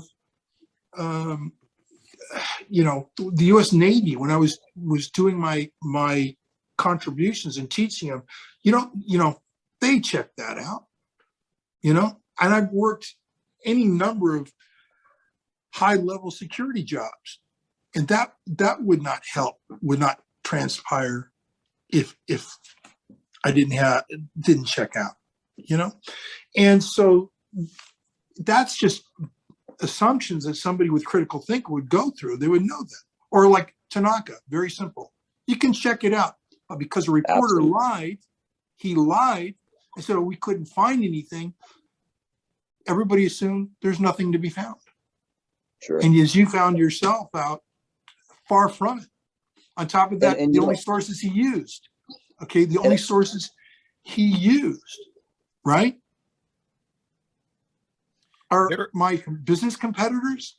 The only, like we're talking about this Viking samurai guy, the only people he has on his show are my competitors. You know? Yeah. The people driving this thing on Facebook, these big sites, they're all people who go and attend these bogus, you know, martial art honor deals, you know, pay for your honor. You know, Martial Art Hall of Fame, 2,500 people show up, they're going to get an award. Come on, for what? Yeah. Hey, for $100, you can get the plastic belt. Or do you want the ring? Or do you want the, you know? And that's why they keep people afraid. And the reason they keep pushing, like it goes full circle what we're talking about. This is why they keep pushing this agenda of attacking people, saying they're fraud. This is so prevalent right now. And they're getting away with it because it's criminal behavior. And if you really look at them, and my wife did a big investigation on this. She's the one who found for me, you know, and turned it over to Frank Parlato because she's an investigative reporter herself. She turned it over to him, all the data on Tanaka. And when that happened, that's when Art Voice opened up for me. And they even gave me my own column, for crying out loud, for a while. And I was writing for Art Voice, you know? And quite frankly, when you talked about, you complimented me on keeping cool and not responding. My wife's probably a good reason for that. You know, she really is. In fact, one of these characters, I'm going to say it right now, is he actually, you know, assaulted my wife and her girlfriend. we've kept quiet about it. I haven't used his name, but he's pretty much shown everybody who he is, but trying to get out ahead of it. You know what I mean? But there's police reports filed on it. And she basically didn't say anything to me for quite a while, simply because she knew she didn't want me to react. You know, so I got to give credit to her, quite honestly, my lovely wife. You know, that she had the foresight to see what was going on. And they were getting ready to jump me at this penthouse party where they were dealing up coke in the back room. They were all high as a kite. We walked in that, and it was not a good scene. And these are so-called the leaders of the martial art industry. You know, okay, the leaders of the martial art industry. One wants to be the godfather of martial arts, okay, and he associates with gangsters. And what, you know, I would say what right martial artist would associate gangsters, but I can't, because my own instructor Senzo Tanaka was that way. And that's something that's not being discussed in the martial arts world. Is really, we have this ideal image of what it was when I grew up as a kid and what I thought I was getting involved in. And then you have the real image of martial arts, and that is a lot of the so-called dojos in the Orient, the schools in the Orient were really just recruiting centers for organized crime. So am I surprised at the behavior? No. You know, did I go past that? Yeah. I even was ordained by the Shaolin Temple in the 1980s when nobody was there. Obviously, I don't know if you know this or not, but Putin's daughter, myself, and James Coburn were the first three to actually be ordained by the Shaolin Temple in China. And my name is Shi Chang Gui. And they called that because I would bring them money and they could hide because they were being hunted. When I first went to the Chinese temple in China, I got in there during the time of Bloodsport. And that's when China was closed. People really don't understand the Chinese. They really don't understand what's going on in this country, and they better be prepared. That's all I'm going to say. Because they were hunting them, and I used to bring money so they could hide. So when I went to the temple, there was just the abbot. There was three young boys and like a groundskeeper. That was it. That's all who was left. The rest had fled. Now you have these troops that are really wushu acrobats putting on shows and saying it's the Shaolin Temple, but they're not the real deal. And let me tell you something, when you meet a real Shaolin monk, the real thing, it's like you met somebody from another planet, and I am not joking. They don't walk like we walk. They've trained in heavy metal all their lives. They're draped, and then they almost like slide their feet. It's sort of almost like a circular slide when they walk. And in fact, I was in Seattle with one, and it's rather interesting. A kid on a skateboard was coming down Capitol Hill right towards him, and you're wondering how he was going to run into him. There's no way to get around him, and the way he slid his foot and put his foot behind the skateboard went by him, and he put it back out, and it looked like he walked through him. Jesus. Wow. It looked like he walked through him. And then we went swimming at the Washington Athletic Club together, and my brother and me, that's what I call him, my brother. And he looked like an otter. I mean, his whole body swam like an otter. I never saw anything like that in my life. Jeez. And then when he came to my home, I used to live on Martha Lake, and I had the most waterfront footage on the lake. And he was out there on my patio, and all of a sudden I noticed across the lake, all the lights are out because they're watching him do some movements on my lawn. All my neighbors across the lake. And then all of a sudden I look up, and in the tree, there must have been 1,000 birds. I'm not exaggerating. Every limb. I mean, they just came from everywhere. I was like, this is something else. And then he did something that I'll tell you in private. I don't want to feel like a nut, but he did something that's, like you said, throwing fire. I was gonna say, did he shoot fire out of his hands, bro? Well, honestly, I'll tell you what he did do. He did a set where his energy was so strong. When he set, I actually saw the windows flex. Wow. Okay, like I told you, they're like from another planet. They are like tied into something, and but that's a lifetime of dedication, and I can understand that. Right. But it was interesting. Here's an interesting part. So my study from the Shaolin monks led me to study Bandajo and Ojai in Mongolia and learn the Mongolian way. And that's even more fascinating. And how I know how it came about is I was there with the monks, and they were saying, well, and he was telling me the story of how 80 monks were sent to guard a silk train that was being robbed by one Mongolian Bandajo warrior. And these are the guys who conquered China. You have to understand. There was only 50,000 of them, and they conquered millions. But what they could do is just amazing. When I got there, I actually ran into a master, and they live on the plains. I want to do a movie on this one day. They still live the way they lived, like, in the medieval ages. And they ride horses, they eat horses, and they're in yurts, and they wander. They're still nomads, never see a TV. You can run a horse at them at full gallop. They'll just jump into the saddle backwards. Like the horse will come up running at him full speed backwards, and he just kips, and he ends up in it and goes. And they ride with like 4 horses side to side together and cook on them. It's bizarre, but it's what happens, what Genghis Khan did, and how he conquered Asia. Man, I tell you what, brother, I'm going to go here in a moment about like your knowledge for history and writing and stuff like that. I want to further explore that, but I just want to go back real quick about keyboard warriors. We're talking about warriors, man. I've actually had people accuse me on my shows with having interviews with Steve Sharippa from Sopranos, Eric Roberts, guys like that. Excellent actors, boxers. And I've had people, keyboard warriors, be like, those aren't real interviews. I'm like, do you not have eyes? Like, are you? But I don't ever respond. I let it go. Sometimes I'll jump in for one of my homies. If like someone I know that has a fellow podcaster or a fighter and someone rips them apart, I'll go after them. I'll stand up for my boys. You know what I mean?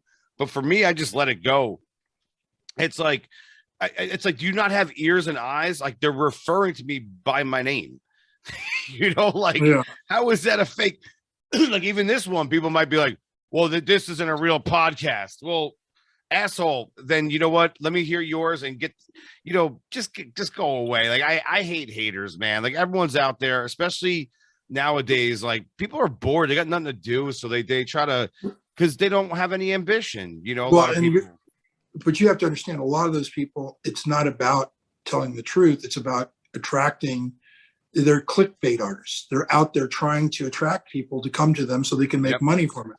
That's why I end up being trashed a lot, is because nobody really comes when they're hearing good, okay, in this society. It's more about, oh, did you hear the scandalous thing? You got to hear the scandalous thing.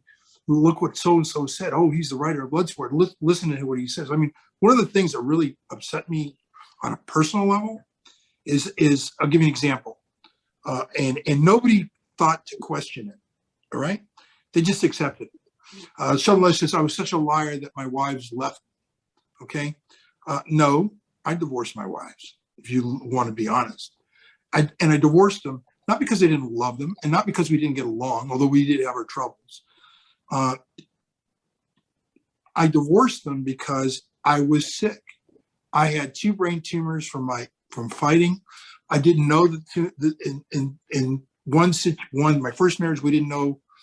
We knew that it was a tumor. There's just no way they could deal with it with the medical, technology at that time. And she wanted to be, we had separated, and she wanted to get together with me. And I'll never forget it. She was teary-eyed. Okay, and it broke my heart to tell her. She says, "No, I can't get back to you," because I wanted her to have a full life. Do you understand? Have children. I couldn't give her that. I couldn't give her that guarantee. And it was a struggle. And I continue to do many of the things I've done and accomplishments I've done. People don't realize I did it while I was sick. I did it while I was struggling to just even get out of bed sometimes. You're a fighter. And then I fight through that and to be, to make some real accomplishments in my life, measurable accomplishments. 100%. Same thing with my second wife, Davia. Hey, I had a brain tumor. She even knew because they diagnosed it. All right. I got it. The reason we found out about the brain tumor is I was they were trying to do the UFC. They were trying to get me to fight in the first UFC after Bloodsport. Art Davies had called me. His office had called me, wanted me to fight. They were going to call it the Ultimate Fight Challenge because I was known as the Ultimate Fight Champion. I was the original title that Victor Moore gave me. That if you look at Bloodsport, it's the Ultimate Fight Contest, right? Mm-hmm. And they were going to call it the Ultimate Fighter Contest, predicating this is like 5 years after Bloodsport's release. They were going to try to ride on the coattails of its success. And I had a guy who used to work for me, a guy named Zane Frazier. Zane was an employee. I hired him because I was sick at the time, so he could teach my classes for me because I couldn't get into the school. I'd be too sick sometimes. So what does he do? He hounds me for a solid year. He shows up, says some WWE Mau thing saying I hired a hitman to kill him and his wife. Well, if I hired a hitman to kill your wife, dude, first of all, why am I not in jail? Why would you even know that? Hitmen don't exactly go running around and say, I'm a hitman.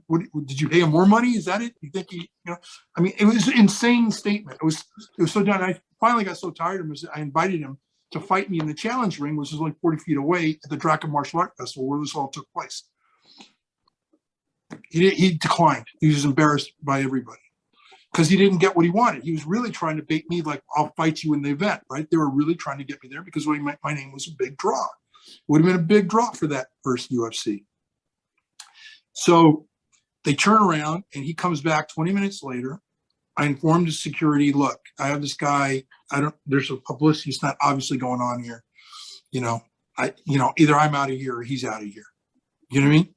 Mm-hmm. I don't want to have to deal with this. And you asked me to be here to sign autographs. So while I'm setting up the booth and signing an autograph for a kid, all of a sudden I hear my name. I turn and I get hit with brass knuckles. Oh, shit. Boom. Okay. They don't tell you that side of the story. And this is proven because it's in the lawsuit against me and Frazier. He hits me with brass knuckles. Okay. If he didn't hit me, then it was one of the other guys in his entourage that did. Let me put it to you that way. Okay. Because I ended up at the end of it taking him down. My attorney had told me because he'd basically been harassing me for a year, trying to get me to fight in the stupid UFC thing that they were doing. Not to hit him, not to strike him, not to do anything. The reason for it is I had already a prior lawsuit with Zane Frazier, where he, as an employee, obviously not someone I was in business with, like certain people try to portray, I cheated him in a business deal. I got into it with my secretary and claimed that she closed the door on his eye and he was injured from it. When in reality, the argument was he was siphoning off students and potential customers to go teach somewhere else so he could open his own school. Okay? Yeah. All right. So here he is. He put in a bogus workman comp case. My attorney's telling me, Mike Frankel, you can always verify by contacting him if you want. Do not strike him. Do not do anything. He gave me specific instructions. Just tie him up your jujitsu, Frank. You know what you're doing. And I did. I had him all tied up. Cops could have come and basically, after he hit me, put the cuffs on him, taking him away. The way Zane tells the story, it's like, oh, I was ready to ground and pound him, that kind of thing. No, he wasn't. Then I got kicked in the head. Then he tried to gouge out my eyes. Steve Williams, who was nearby, jumped in, grabbed his hand to stop the gouge. I broke free, and I ended up fighting 4 so-called UFC, I won't mention their names, but they're high-level personalities. It's on the camera, okay, in the lawsuit. That's why the coattail, everybody settled with me like that was it. And we ended up, and I held my own. I didn't beat anybody, but I held my own against 4 top MMA guys. It's not easy to do, No, I held my own against 4 top MMA guys, one of which someone said was one of the Gracies. Okay, mm-hmm.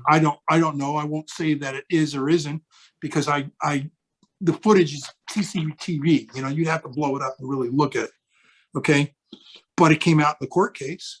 The hotel, they actually didn't settle with me till we got to binding arbitration. I won the arbitration hands down when all that stuff started to come in, and that was the end of it. I ended up with a $500,000 judgment in my favor. Okay.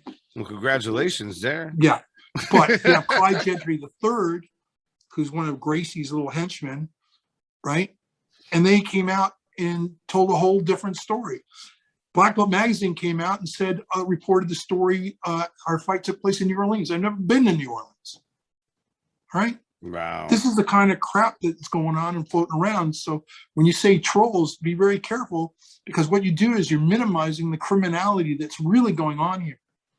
And there's a lot of criminality going on. And I just became, appointed as an ambassador, okay, to the World Organization for Peace, which is the private side of like the UN, okay? Far more stringent as far as due diligence goes, okay? And one of my missions is going to be, and they know this, and this is why a lot of these guys are going crazy, like Dana Stamos, who's a web designer, who runs a site and has no black belt, legitimate black belt of her own, but she's appointed herself to be an expert, along with a number of other people who appointed themselves to be experts. And we know they're not experts, but based on their behavior. You don't behave that way, okay, where you're tearing people down, attacking people, and behaving in such a cowardly fashion and say you're a martial artist. That's totally the first lesson you learn as a martial artist, is respect for others, especially if they're doing it wrong. So guys, you go to correct them. You don't embarrass them. You don't do that. You find a way to address it, okay? Right. And so they've been doing that in such a public way that attacking innocent people, and I've watched them. I've watched people commit suicide over their crap. You have to just shake your head and go, it's got to stop. I've been fighting for regulation for a long time. I've been advocating. We need a professional standards for teachers, where you go to a state or a federal test, and you have to know some basic things. First aid, emergency first aid would be one of the requirements. How about sanitation, how to keep a dojo clean so people don't get staph infections, okay? How about a background investigation to make sure that the person teaching the classes isn't a sexual predator, okay? Great points. All right? I'm about protecting the public, and these people are fighting me on it. You know why? Because they're pedophiles, or they hang out with pedophiles. They have criminal records, okay? They have no traceable skills, no measurable skills that if you actually called them out and said, okay, you're wearing a black belt, show me, you don't even have to demonstrate it. Tell me the difference between a correct and incorrect black kick, and what makes it right and what makes it wrong. 100%. Show me you can teach if you're going to be a teacher. And I'm glad you're going here, because I want to talk about like your practice and your gym that you got going on, and your ideas moving ahead. Like, do you want to open up multiple? I mean, first of all, where are you located in Vegas? Because I'm by the Santa Fe Casino in North Vegas. Oh man, you're down the street from me. Dude, we're hanging out. When are we hanging out? All right, that's all I'm going to say. I don't want to give away where I live. No, I'm saying, but yeah, like, you let me know after the phone call. Yeah. We're hanging out, buddy. We're neighbors. If you're close to that location. Yeah. I'm like, I could throw a rock. Okay. And hit it from here. So that's great though. So you're familiar. Yeah, you're familiar with the area. Yeah. Yeah. Right. Well, right now I've got gyms all over the world, in the sense that, and we have a high level. I actually pulled my schools out of the US because just what was going on, as far as the ethic, what I was seeing, the level of ethics, and also because, I was looking at where I could make the most impact on people. And, the martial arts industry here is not starving for information, whereas when I was in Mexico, I'd go to the small towns and there's no one. And there's no one going to be knowing martial arts. So I'm teaching somebody up there, and next thing he's a teacher for the town, and he's now his city's got 6 teachers, and we can go on and on and on. And after 20 years, I've got, black belts throughout the country. And not necessarily in my style. I just went there to really just help people learn the martial arts, but learn it correctly, learn the right way. We've turned around a lot of disadvantaged families and change their entire lives by just teaching them the work ethics and the how to think, how to do problem solving, just like you do when you're on, you're fighting, how to make that transition from the ring into your life, and how to make those moves so you can be the master of your own destiny. And so I'm very proud of that. In fact, Kira, hand me that award. I'm going to show you something. I don't share this with very many people. Let's do it. Sure. Yeah. Bring it on. Okay, but this was an award. It's my most proud award, believe it or not, even though I've got my world championships and all that. And what this is, I don't know if you can see that, but it's from the mayor of Mexico City. And it's for my programs where I change the lives of all these children, reduce the crime rate in the city. I love it. It's beautiful, man. Yeah, that is great. Yeah, because martial arts is a discipline, and it gets people off the street, and it shows you, like we talked about before, like two guys could, or two ladies could go in there and bang it out in the ring, but then afterwards buy each other dinner, embrace, hug, Yeah. I mean, that's just how it is. That's what we love about this discipline. It's a discipline. Well, in Kumite fighting, that's what's so different. You would never see the behavior like you see. First thing is we bow to each other. Well, the reason you're bowing is you're thanking the person for giving you the opportunity to learn and to do this. Yes, sir. That's number one. You're paying respect. You don't see that. I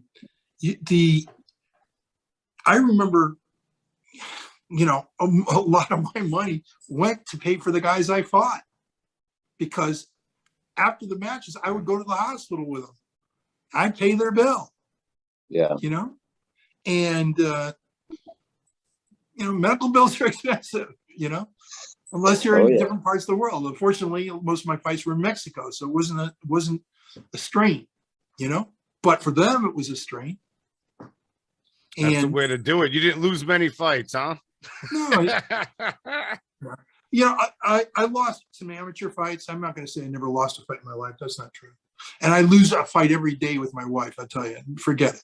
Oh, dude, don't get me started. Never want to fight with my wife. I love my wife, but ask her about me and the way I wash dishes and the way I do certain things around the house.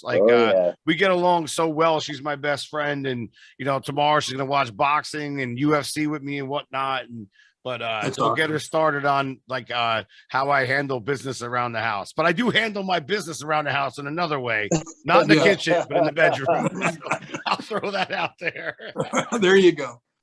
That's where it counts the most. All right. Oh, that's what matters. That's all that matters. Yeah. But so I think as men, if we're married, I think as men, we're married, we're always perpetually in training, Absolutely. Gotta be on guard.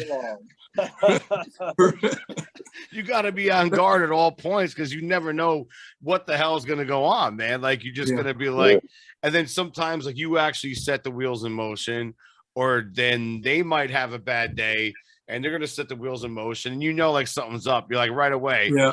You sniff it out. You're like, hey, wait a minute, what's going on with you today? Nothing. Yeah. Nothing. You're like, nah. Right. No. Exactly. And you're like De Niro and Raging Bull. I heard things. Right.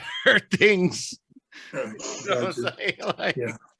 But hey, man, this was great. First of all, we're gonna link up. I'll text you afterwards. In a moment, I want all my listeners to know where we can follow you and see all the great things that you've done. The show will be airing tomorrow on iHeart, Spotify, Google, Amazon, YouTube, everywhere. I'll send everyone links. I'll send you links, Frank. I'll send Adam links.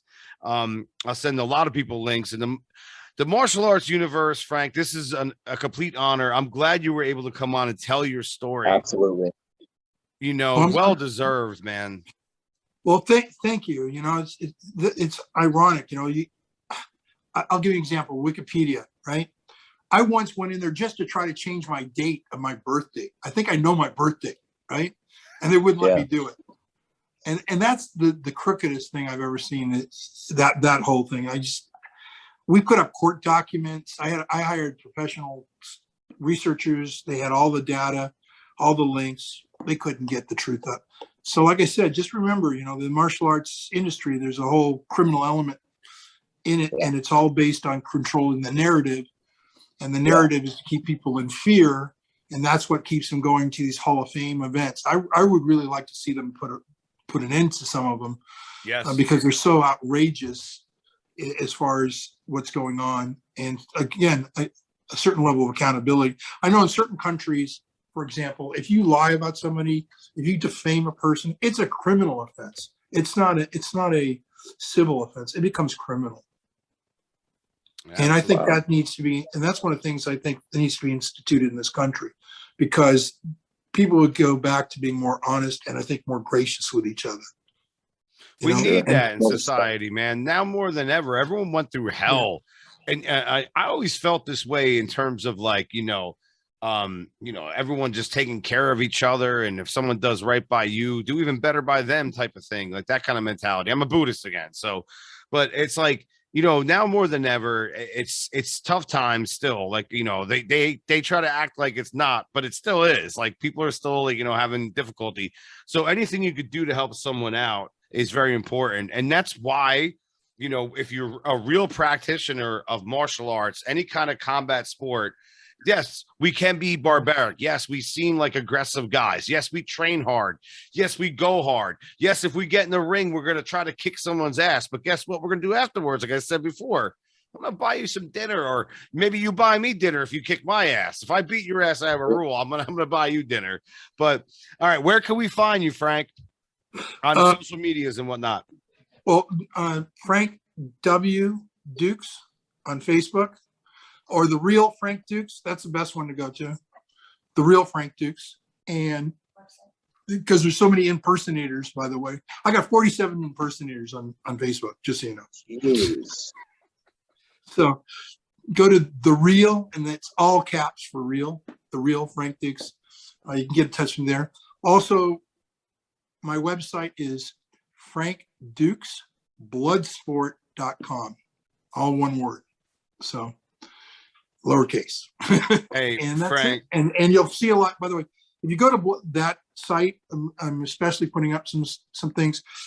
There was a research group that did a project. They actually started out to disprove me, and they were kind of won over by the evidence of what they saw in Tanaka. And they also do, so they're getting ready to do something. I'm going to try to publish it on the website, which will be the verification of the Kumite and Tanaka. So wow. And then you have to ask yourself, with all this evidence out there, why would people lie and say it doesn't exist? It's got to be like borderline hurtful too. Like, I mean, the guys that I learned from, whether it be in music or my father or whatever, with guitar, and my drum instructor, Mr. Dino Calicari, and, all my boxing instructors, Lloyd Marshall, my martial arts instructor, Ralph Ramundi. And then also, of course, Adam, I consider my sensei and a mentor to me, and it's like, if someone said that they were non-existent, I'd be like, dude, you have no idea how emotional it is to train and learn off someone. And like, for someone to put that in question, it's like, it's like, this is where I get Italian now in Jersey. Come see me then. Come see me what my fake sensei here's the thing. Didn't show me. It's a degree of murder. When you think about it, when you erase the memory of a person, that's murder. Yeah. And anybody and all the people who deny his existence or have denied his existence or what's going on, they're murderers in my mind. Yeah. They may not see it that way, but if they really intellectualized it, what they just did is they erased the memory of a human being.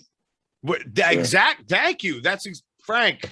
I can't wait to hang out with you and train with you, man. And Adam, like, that's exactly where I was going with this. How can you dismiss someone that's done something so pleasant and so wonderful for someone like yourself and act like they just did not exist?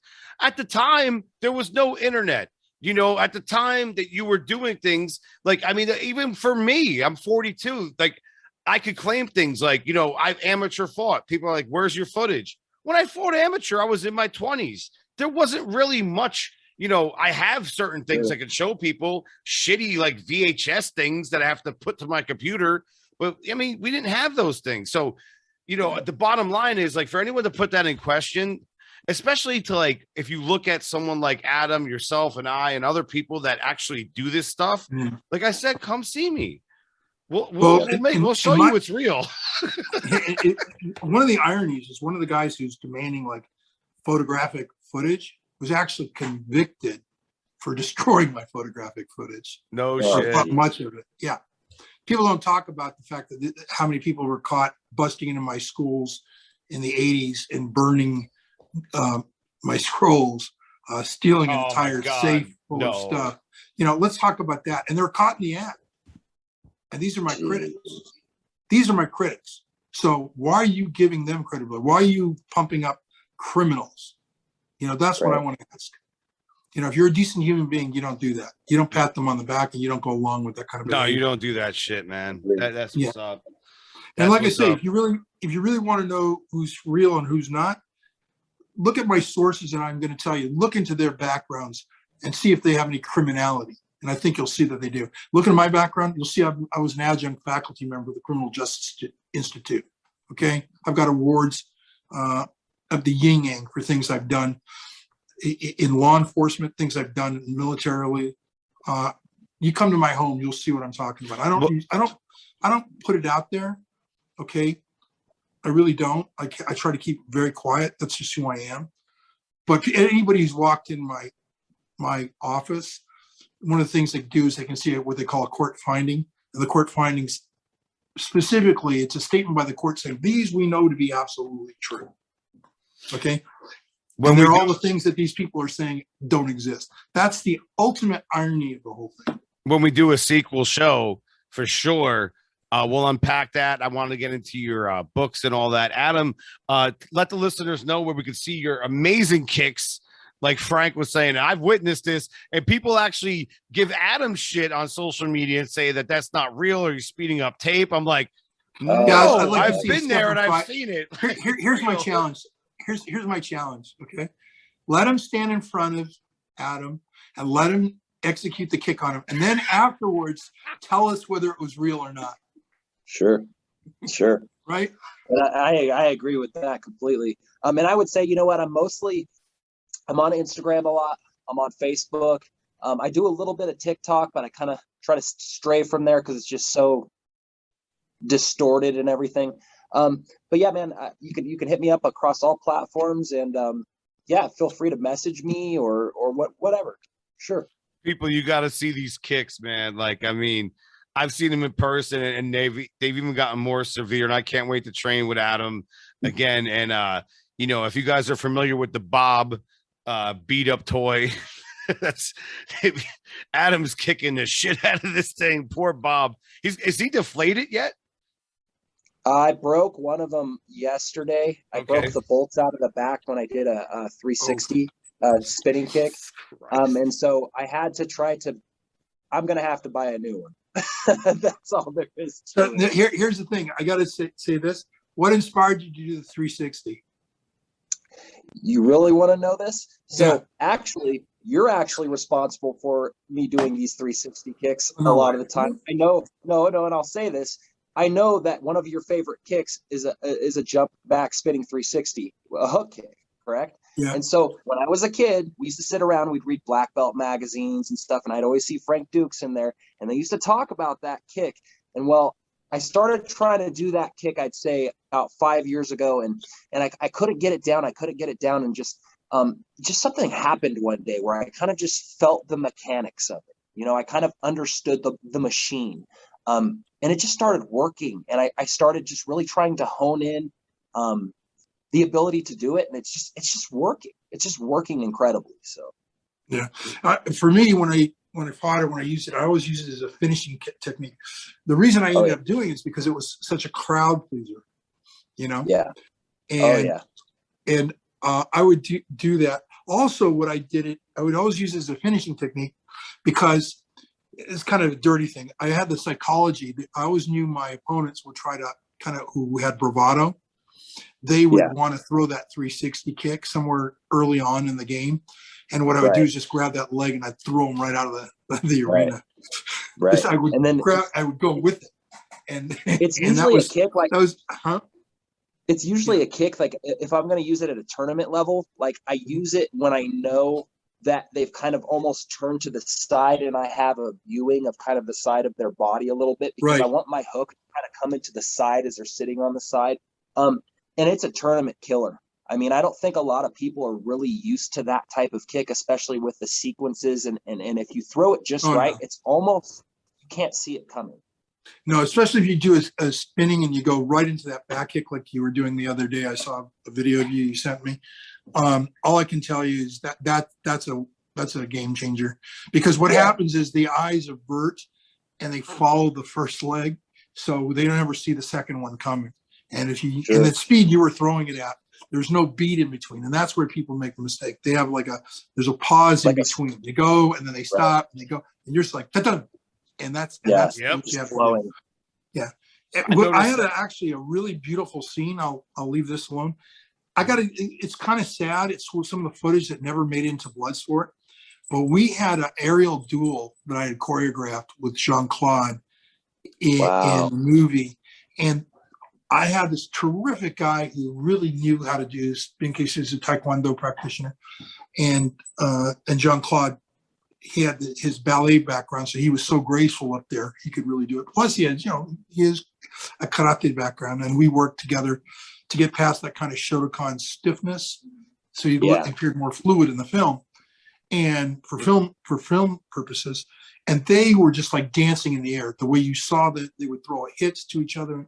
It's just sad that was one of those scenes that never made it into the film. I was always hoping that somebody somewhere maybe has that raw footage and grab it one day, because it really is I think it's one of the more spectacular scenes ever photographed that nobody's ever seen, unfortunately, but ever done, because no one's ever done it like that.